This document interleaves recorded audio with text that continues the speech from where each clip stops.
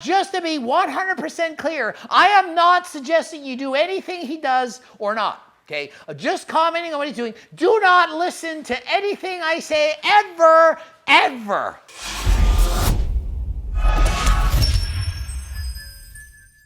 Coach Greg, and today I'm going to be reacting to Brandon Harding's brand new cycle that he's doing in the off season. The video's called My Full Supplement Stack, Cruise Breakdown, My Reasoning, okay? I'm going to watch the video, I'm going to say, does it make sense? Is he doing the right thing? What can he do to improve or not? And just tell you what I think. Because why not? How many people on the internet are actually coming clean and saying what they're doing? I want to dive into the topic of this video, which is what I'm currently deciding to do and why me and Callum have decided to go on a cruise just before we start prep in February. So the reason we decided to do this is because a cruise is a chance for the body to breathe a little bit. Okay, so he was previously on a cycle, a larger cycle, and cycles aren't healthy. So he's going on a cruise because he has to lower his dose to let his body breathe. And by that he means to get healthy again, because when you cycle steroids, it's not healthy. Using steroids is not healthy. I do think it's important to give your body a rest. To lower the dose, you're still not going to be natural. You're going to be above TRT levels, but you're not going to be in a super physiological state making optimal progress every single day, because again, your doses are low. So he's wrong in this statement. He's saying you're going to be above TRT levels, but not at super physiological levels, okay? Anything above TRT levels is in fact super physiological levels. By definition, it has to be. And HRT or TRT is often at super physiological levels anyway. For example, my 140 milligram testosterone weekly dose is above what my body needs to be at maintenance. I'm still in the reference range of normal, but it's higher than I normally would produce. So although I'm at normal levels, doesn't mean I'm natural. I'm still getting the benefits of HRT. I'm bigger, have more muscle, and feel better than I would be if my body were just producing test on its own. Okay? And if I went off HRT, it would take a long time, potentially months or years or never. And maybe I get back, but maybe not. So now that Brandon's lowered his dose from higher levels of real cycle to just lower levels or HRT or cruise levels, he's saying you can still make improvements. Your doses are low, but still enabling you to make steady progress on your off season. Maybe.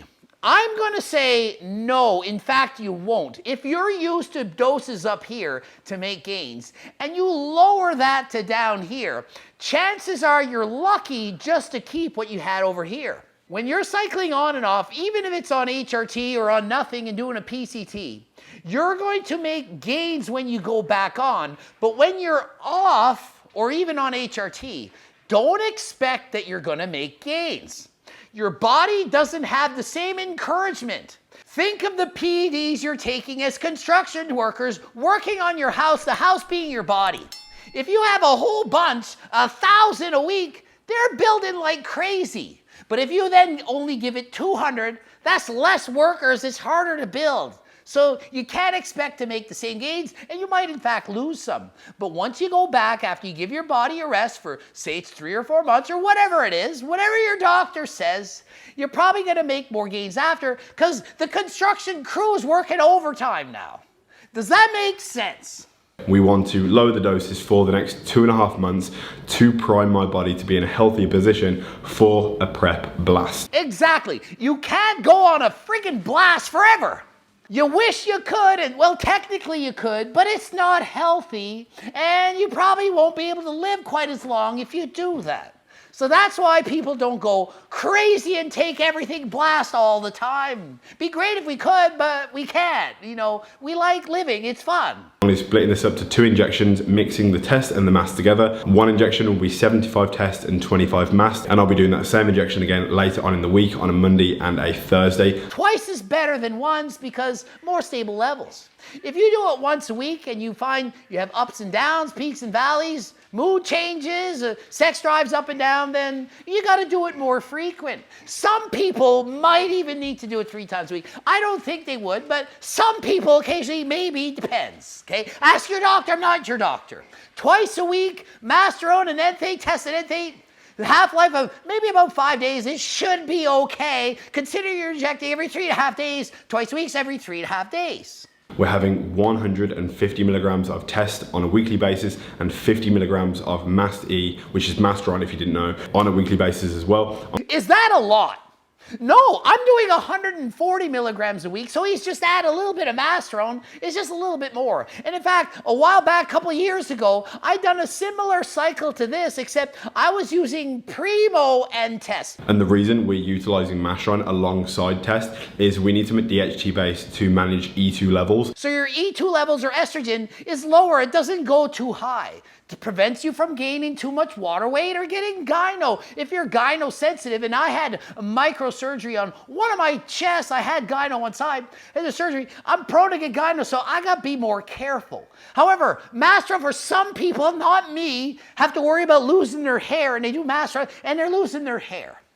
I don't have that problem, so I don't mind. So Masteron, in fact, for me in the past, one of my favorite things, I really like it. You should never use it. I just like it because I'm an idiot and I used it because I was selfish. I wanted to look good, okay? Don't do it, but I did. But I also like Primo even more because Primo's slightly healthier, although way more expensive.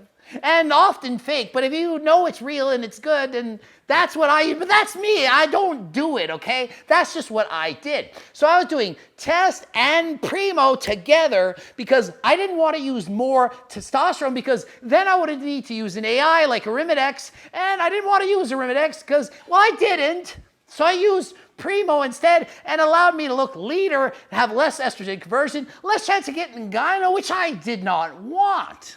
Is we need to make DHT base to manage E2 levels. I don't know specifically what that means.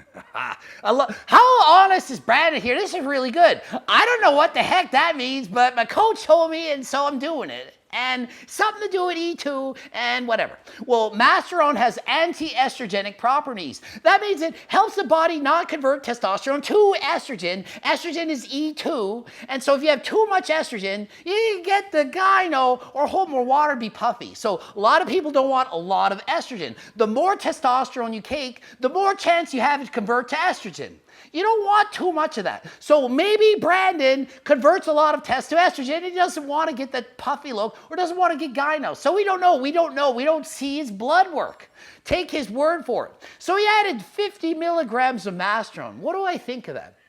I think that's an excessively small amount. I mean, it's going to help a little bit to add more muscle, and I think that they're adding Masteron to add to the strength of the cycle. So if he took 150 milligrams of test a week, without the Masteron, he won't make as much gains as with the 50 milligrams of Masteron. It's still 50 milligrams. It's still a little bit more. Masteron is going to build about 2/3 as much muscle as the test. So adding 50 milligrams of Masteron would be about like building about 33 milligrams of test. So it kind of give the same kind of muscular gains and, quality muscle as 183 milligrams of test. So rather than taking 150, if he doesn't have estrogenic issues, he could probably have just taken 183 milligrams of test and had the same amount of muscle growth. If on paper somebody converted testosterone to estrogen very easily, I would recommend that they lower their testosterone dose. Why not just down to 100 test and maybe take 150 Masteron because the Masteron isn't converting. And yeah, maybe you lose your hair, but well, some people lose it and some people don't. I'm 45. Staring for years is not a huge issue for me. I don't care. Or you just shave it off. So my suggestion is if you are in fact worried about this test conversion to estrogen, 50 milligrams is not going to be a big deal here. Okay? It's too small of a difference. If it's actually something to be thinking about and you're worried about it, you probably need less test than 150, maybe 100, and more Masteron than 50, maybe 100. And I'm also not here to educate you and teach you how to do these things, to utilize them for your own personal use. This is my decision and I chose to go down this path, and I would highly recommend you steer clear of going unnatural until you believe it's absolutely necessary. So he's literally saying, look, I'm telling you what I'm doing, but I'm not knowledgeable on this enough to coach other people about this. I know a little bit, probably more than most, but I'm not an expert, and there's people in this world that know more than me. That includes his coach, so I'm listening to my coach. How is that not good advice? Don't listen to me. Other people know more. Listen to someone else. I'm listening to my coach who I selected to tell me what to do. Very, very good advice. I'm actually really excited to go on a cruise for a couple of reasons. One is you have to obviously inject a lot less. I feel like most bodybuilders will say that their least favorite thing to do when you decide to go unnatural and when you decide to like choose bodybuilding as a career, injecting is their least favorite thing to do because it is not fun. Trust me, I've done injections multiple times a day. It's annoying, it sucks. Especially when I was doing the peptides, oh my goodness, multiple times a day. Annoying as heck. Okay, I like once a week, which is what I do now. Once a week, not bad. He's saying after 2.5 months, I'm going to prep again. He's probably going to go back on another cycle. He hasn't said if he is or not, but it's probably the plan. I don't know. I'm not saying he might go back on another cycle and he might have to inject more often. And it's freaking annoying every day. This and that and this and over here. It sucks. Some people like it. Sure. I don't know why they do. They do. There is a chance that you can like do it wrong, accidentally nick a vein. Every time you do a shot, you're putting a hole in your body. Yeah. When you put a hole in your body, chance of infection. Germs can get in if you didn't swab properly, and even if you did, you never know, it flies in there. Get an infection, can have bad things happen. Not good. Imagine doing it multiple times a day. Multiple holes in your body every day. Does that sound good? Does that sound safe? No. So I'm not saying that doing this stuff is safe. I'm just saying I chose to do it and he's saying he chose to do it. You shouldn't choose to do it. Another thing is not that my temperament is affected by like blasting things or not that I change as a person, but I do think, if I'm being completely honest, that when I'm on a cruise versus a blast, I can think a little bit clearer. Like I am a little bit more myself because although I don't let these things like change who I am as a person, change the way I treat other people and speak to other people, it still doesn't mean that I don't feel these changes within myself. So just because you think PD is going to give you your dream body, sometimes a dream body comes with consequences, that being your mental health, okay? It doesn't always work for all people. And even if it works when you're on, all good things come to an end. And when that cycle ends and you are used to feeling like Superman and you have to lower that dose back to normal or go off, that's when a lot of the problems can happen.